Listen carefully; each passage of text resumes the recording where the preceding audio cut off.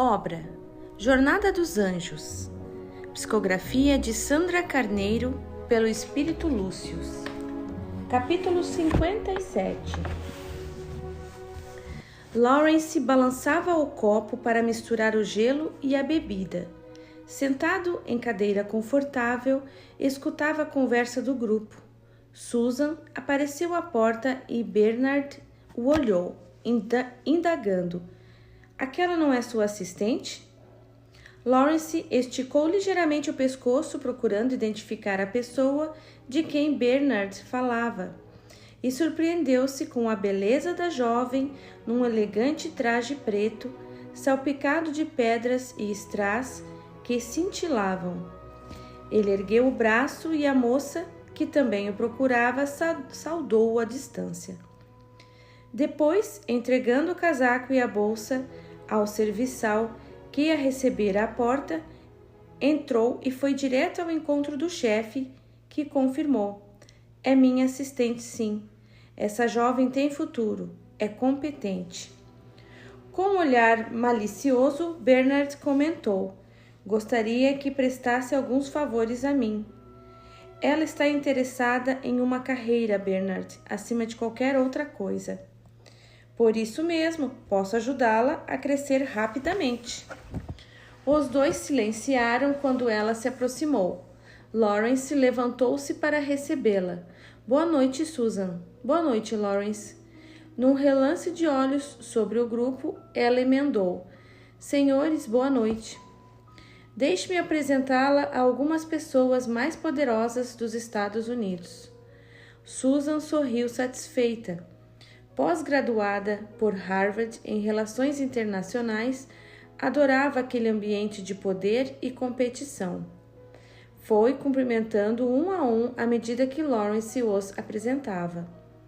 Dr. Simon, presidente do Saxo Farmacêutica. Muito prazer, doutor. Tenho ouvido muito a seu respeito desde os tempos da faculdade. Sem dúvida, é uma honra trabalhar para o senhor. Fitando a jovem de alto a baixo, Simon limitou-se a responder, obrigado. Lawrence prosseguiu, senador Duncan, senador Oswald, senador Bryan, senadora Julian e juíza Elizabeth Brangan.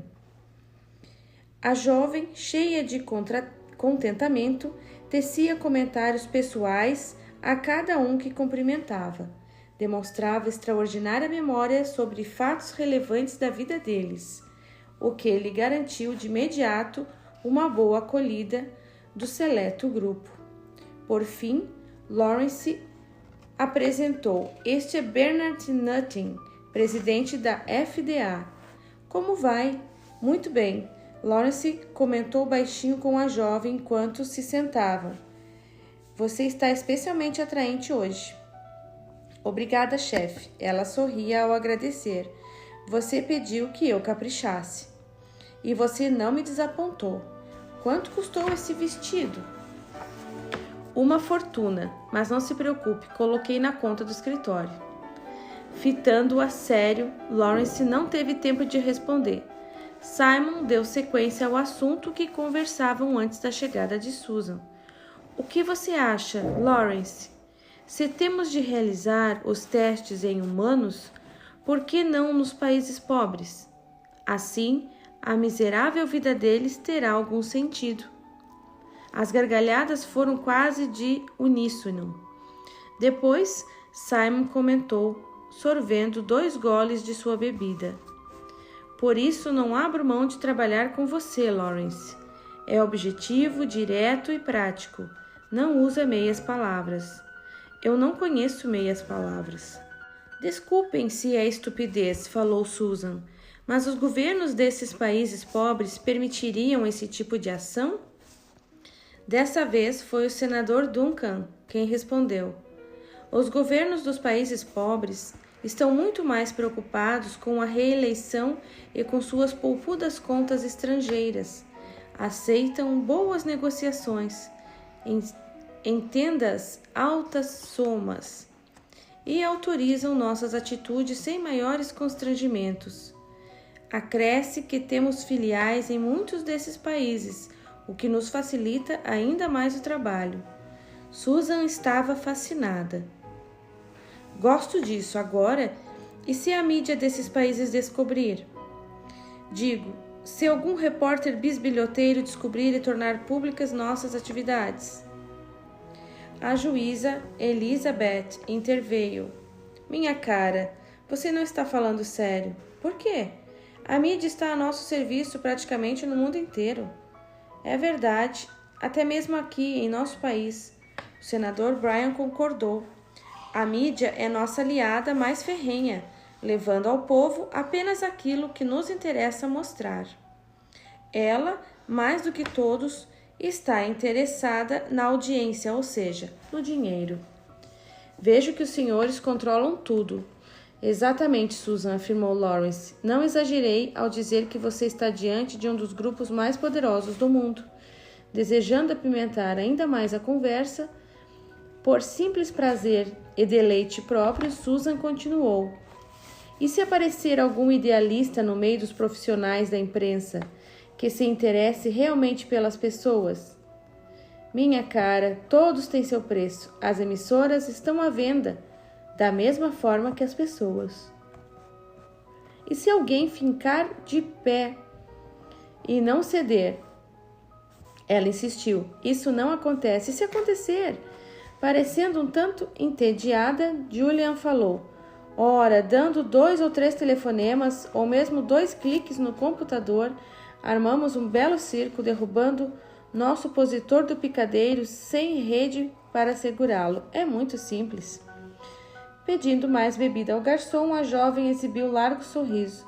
Apesar de trabalhar com Lawrence há algum tempo e ouvir falar de vocês diversas vezes, estou fascinada por conhecê-los pessoalmente. A conversa estendeu-se noite adentro. Mais tarde falavam sobre a fabulosa e lucrativa indústria da doença. Simon garantia. Tenho certeza de que nossas ações continuarão crescendo. Vocês podem continuar comprando. Sei que todos já têm ações da Saxo. Comprem mais, pois vamos crescer muito e rapidamente. Novos medicamentos? Isso mesmo. Depois de muitos copos de bebida e do consumo de outros tipos de drogas, o grupo que participava de uma festa privada e exclusiva da altíssima sociedade de Washington estava completamente descontraído. Susan perguntou: e todos esses medicamentos novos a que se refere têm os maravilhosos efeitos colaterais? Sem dúvida, todos eles. Manteremos nossos pacientes doentes, porém vivos, por muito tempo. E quanto ao aparecimento de novas doenças, indagou Julian. Temos uma série delas em nosso portfólio, preparadas para serem lançadas ao público, seguindo cuidadoso planejamento. Por exemplo, a maravilhosa Síndrome do Pânico. O que acham? Depois de uma gargalhada geral, Simon comentou. Essa já nos rende milhões e vai render ainda mais. Como fazem para induzir as pessoas com tanta facilidade? A pergunta foi de Susan. Ora, o povo está adormecido, em profundo torpor. Caminha como gado, ora para um lado, ora para o outro, ora para o matadouro. Damos-lhe as celebridades e a televisão para que se distraia e continue a dormir. Oferecemos-lhe o sonho da riqueza e do poder, do sucesso a todo custo, e ele o abraça como se fosse próprio.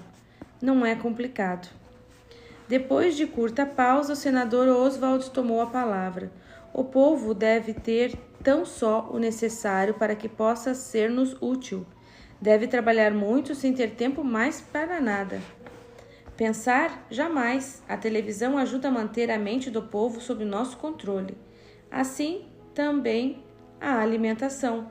Enquanto as pessoas estiverem à procura do ouro, como da cenoura amarrada diante do burro, estarão sob nosso controle. Consumirão o que dissermos que devem consumir. Vestirão o que dissermos que devem vestir. Comerão o que dissermos que devem comer. E nos trarão os impostos, o dinheiro que queremos. Até mesmo para Susan, que apreciava os jogos de poder e o ambiente de riqueza e ostentação, aquela conversa se tornara opressiva. Ficou totalmente chocada pela absoluta falta de consideração com que aqueles homens falavam sobre os seres humanos em geral. Sabia que eles realmente pensavam daquela forma e ainda assim os admirava. Ao final, quando se despediu do grupo e foi levada por Lawrence até o elevador, ele quis saber: aproveitou bem a noite? O melhor que pude. Olhando a jovem da cabeça aos pés, o executivo comentou desapontado: pensei que fosse ficar mais entusiasmada. Afinal, era tudo o que você queria, não era? Sem dúvida, Lawrence. Só posso agradecer-lhe por me proporcionar esse verdadeiro prazer.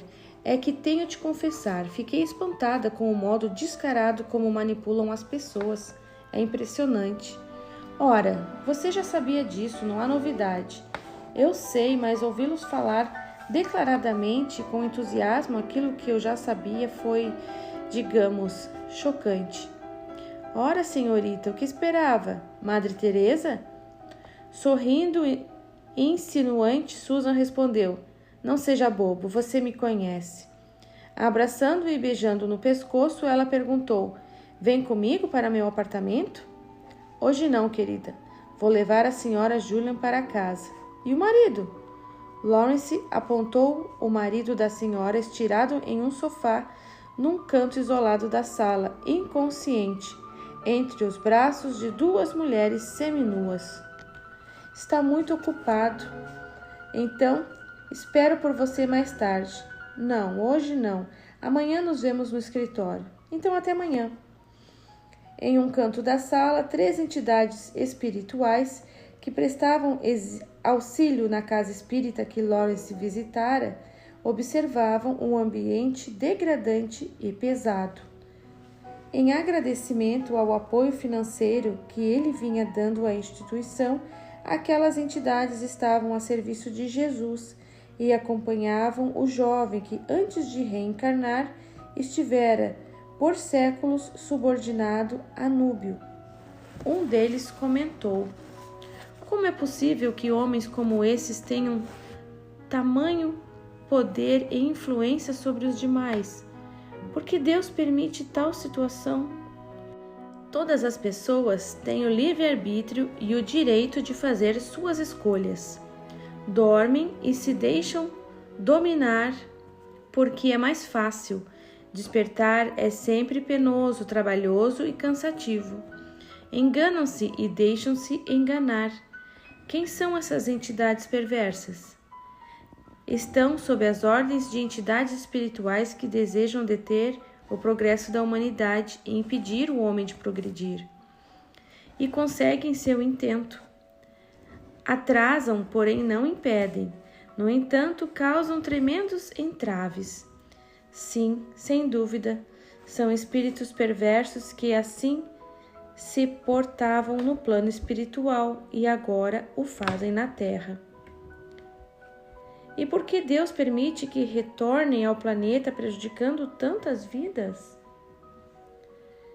Se não for pelo amor, será pela dor.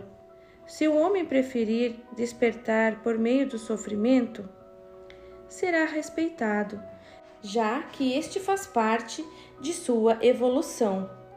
O Pai sempre nos convida pelo amor, mas seu chamado doce e suave raramente é atendido. Então vem a dor, que representa simplesmente a reação do universo às ações contrárias à legislação divina. Sofremos porque transgredimos as leis de Deus. É imperioso o reajuste.